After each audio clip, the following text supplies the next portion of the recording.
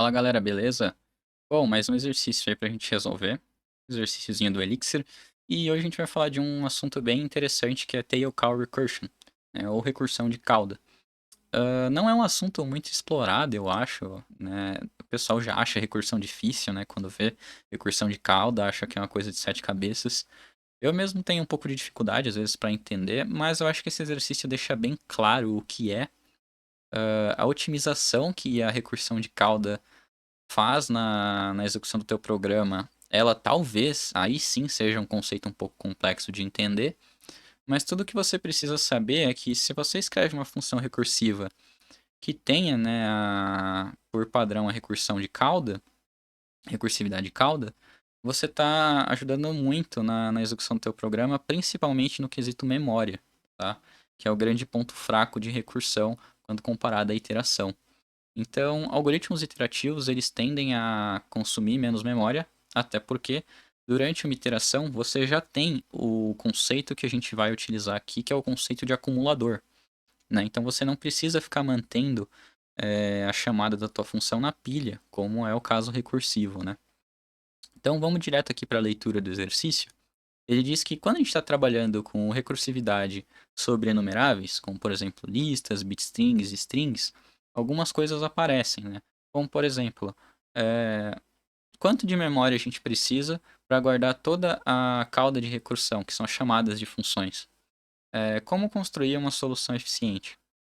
E a ideia é que para a gente conseguir tratar esse tipo de problema, a gente vai utilizar o conceito de acumulador.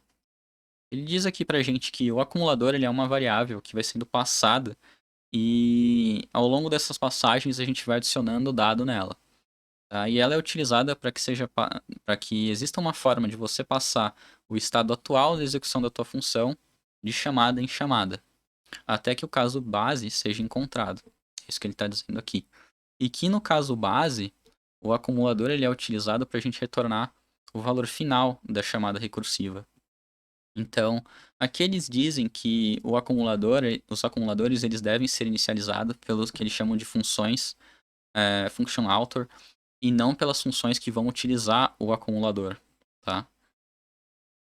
Ele diz aqui que a gente vai declarar duas funções, uma função pública que constrói ou melhor inicializa o acumulador para que uma função privada pegue esse acumulador e faça chamadas recursivas.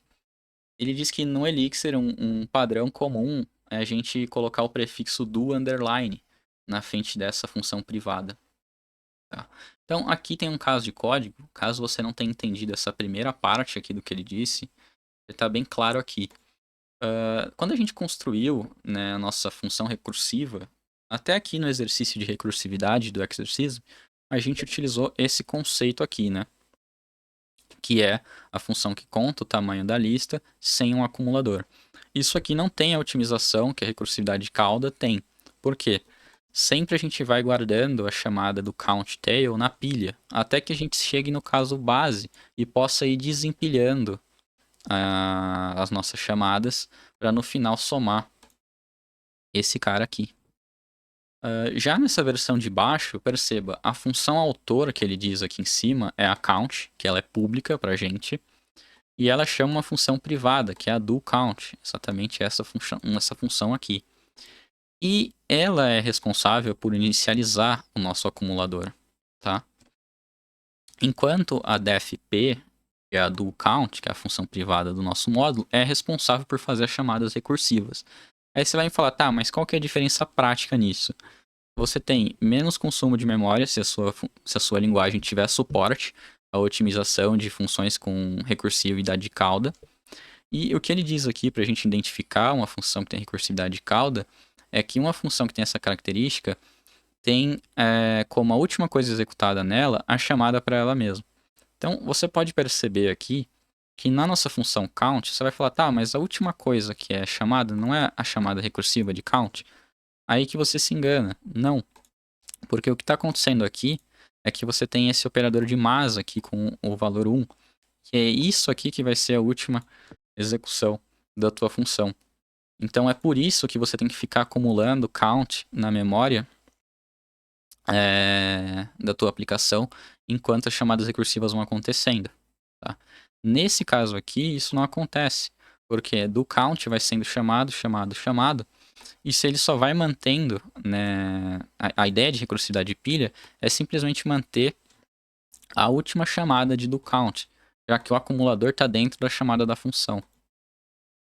Beleza? Então vamos para a instrução aqui do exercício. Ele diz aqui que a gente trabalha num laboratório que pesquisa DNA e a gente está trabalhando em uma maneira de comprimir os nossos dados para que a gente utilize menos espaço de armazenamento.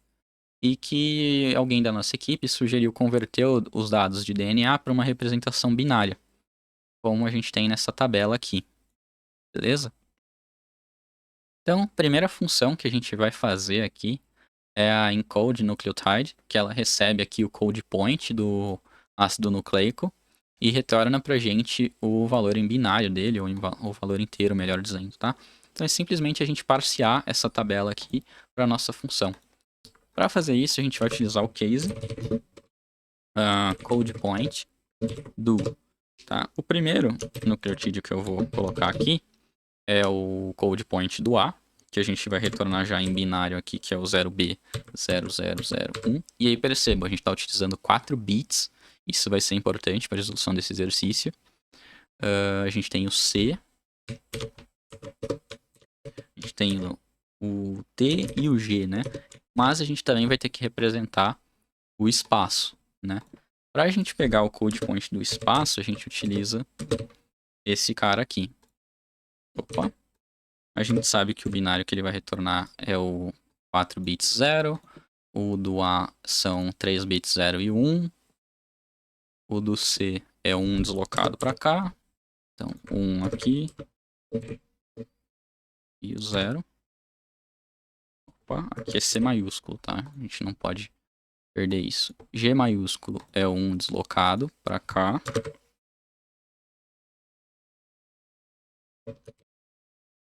E o T maiúsculo é o 1 deslocado para a esquerda também. Então, para cá. Belezinha, pessoal? Primeira função, primeira tarefa concluída.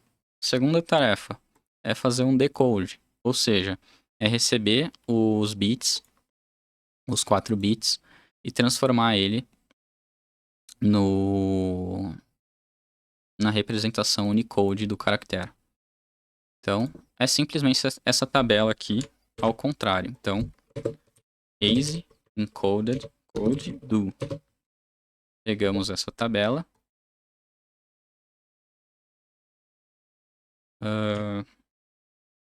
Vou pegar aqui.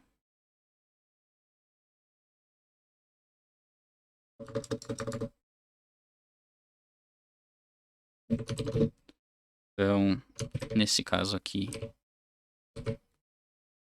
o A, o C, o G, o T, e caso a gente receba o binário tudo zerado, o espaço, beleza?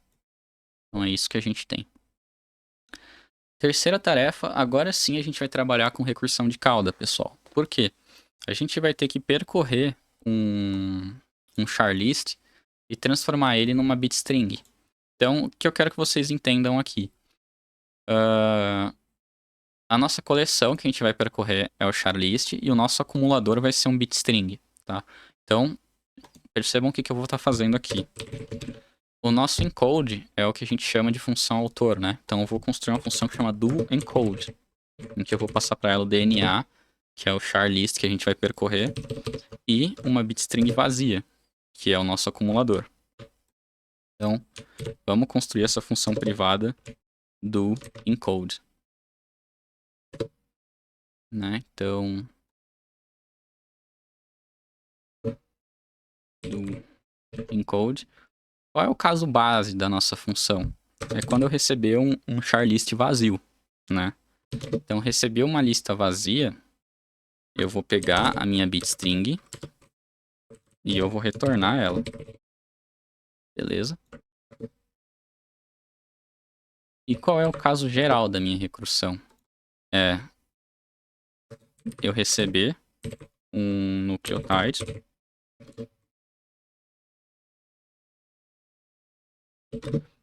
e pegar o resto do DNA, então, que eu vou chamar de rest. E aqui eu tenho a minha bitstring, né? E aí, o que eu preciso fazer? Preciso fazer a minha função do encode. Aí, percebam, eu tenho que fazer o encode do resto do DNA. E agora eu tenho a minha bitstring, que é o acumulador. E bem, pessoal, o que eu tenho que fazer aqui? Eu já tenho a minha bitstring que eu estou acumulando. Ela tem um tamanho que não me interessa aqui. E eu vou fazer o encode desse nucleotídeo aqui. Então, encode nucleotide. Eu vou chamar aqui de NA. Aqui de NA. E lembrem que a gente está padronizando para que tenha 4 bytes. Então, eu vou forçar aqui que ele tenha 4 bytes. Beleza? Então, agora a gente tem que transformar essa função numa função privada. E já era. A partir desse momento, a gente tem recursão de cauda aqui. Fechou? Vamos para nossa última tarefa, que é fazer o decode de um DNA bitstring. Então, é muito parecido com o que a gente está fazendo aqui. É por isso eu vou pegar esse cara. Só que aqui vai chamar do decode, certo? Vamos fazer primeiro a chamada do nosso decode para do decode. Então, do decode, eu vou passar o meu DNA. E quem que é o meu acumulador? O meu acumulador é uma char list vazia, tá? Então, vamos escrever aqui, nossa char list vazia. Qual é a minha condição de parada? A partir do momento que o DNA for uma bitstring vazia. Porque nessa função, eu estou recebendo uma bitstring para eu percorrer. E aí eu vou retornar não uma bitstring, mas uma char list. Beleza? Aqui, percebam que esse partner match não vai funcionar. Então tem que fazer o partner match com bitstring. Então o meu NA, eles são os primeiros 4 bytes. E o meu rest, ele tem tamanho variável. Então tamanho de uma bitstring qualquer. E aqui eu tenho o meu char list. Como que eu vou fazer esse acumulador funcionar agora? Char list mais para a gente manter a ordem, ou seja, tudo que foi decodado antes vai entrar antes. E agora que a gente vai fazer o decode do NA, então decode NA, na verdade é decode nucleotide, então decode nucleotide NA. E a gente vai fazer essa chamada aqui para o resto até que a gente tenha uma bitstring vazia aqui, beleza? Então aqui a gente também está utilizando recursividade de cauda. Então, uma função que tem recursividade de cauda. Beleza? Então agora o que falta aqui é a gente testar a nossa solução com o mix test. E, bom, a gente está tendo algumas falhas aqui. Vamos ver o que está acontecendo. Ele disse que a gente teve uma falha no teste do decoding. Então, o que está acontecendo? DNA decode. Ele passou esse cara aqui e estava esperando essa charlist aqui. Eu acho que eu já sei até o que eu errei. Então, aqui, pessoal, ele não quer que a gente retorne exatamente esse cara. Ele quer que a gente retorne a charlist. Isso aqui. Então, deixa eu voltar aqui. Charlist. Só esse último caso aqui que deu uma zoadinha. Opa. Pronto. Vamos ver se era só esse aqui o problema. CLS. Xtest. Agora a gente teve 12 falhas. Vamos ver o que está acontecendo. Bom, a gente teve alguns function clause error aqui. Na função do decode. Vamos entender por quê. Do decode. Um bit string aqui. Um bit string de 4 bits. A gente vai pegar esse primeiro segmento.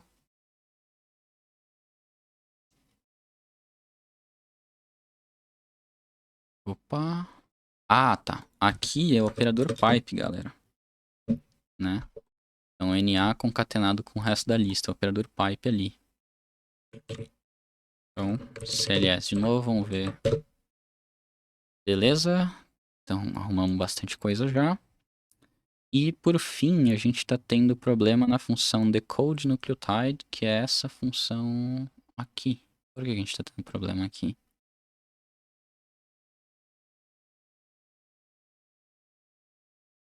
Eu estou fazendo alguma besteira grande, vamos ver.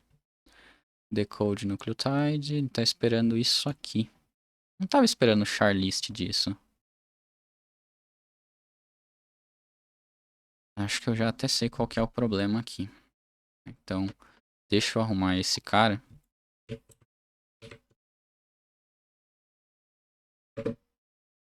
Que era esse cara aqui, né? E agora a gente arruma um outro problema que a gente vai ter. Porque a gente ainda vai ter problema, tá? Que são esses caras aqui do DNA Decode, né?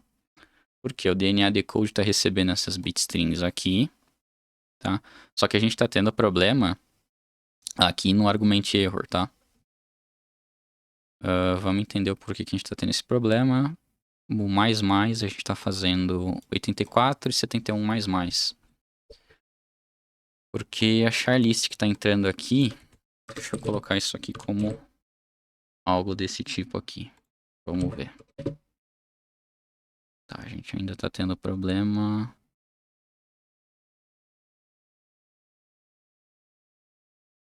Deixa eu entender por que que a gente tá tendo esse problema.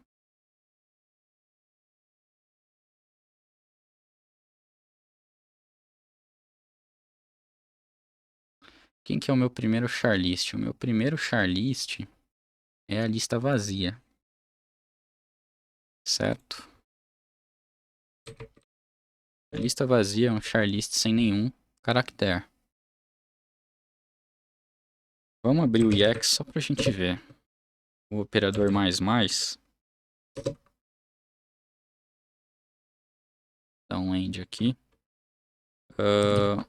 Uma lista, mais, uma outra lista. 3. Deixa eu ver agora uma lista, mais um valor. Deixa eu ver agora uma char list, mais um valor A.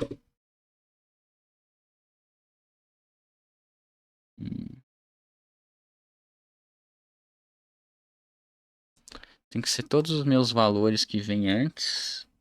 Eu esqueci qual que é o meu operador de concatenação. É isso aqui que eu quero fazer, né? Por que ele tá dando pau?